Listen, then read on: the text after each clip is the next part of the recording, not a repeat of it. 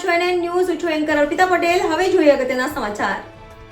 Ward number 13 Khodiyarnagar Madhuvan સ્કૂલની પાસે આજે 3 દિવસ થયા કમ્પ્લેન કરેલ છતાં સફાઈ કરવામાં આવેલ નથી.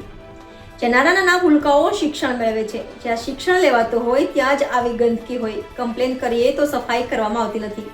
આવી ગંદકીમાં આ નાના બાળકો બીમાર પડશે, કોઈ વ્યક્તિ બીમાર પડશે તો જવાબદાર કોણ? Reporter Kamlesh Chauhan, NN news, Vadodara. દર્શક મિત્રો, તમારી આસપાસ બની રહેલી અવનવી ઘટનાઓ વિશે જાણવા માટે એનએન ન્યૂઝને લાઈક કરો, શેર કરો, સબસ્ક્રાઇબ કરો અને બેલ આઇકન પ્રેસ કરો, જેથી આપને નોટિફિકેશન્સ મળતી રહે.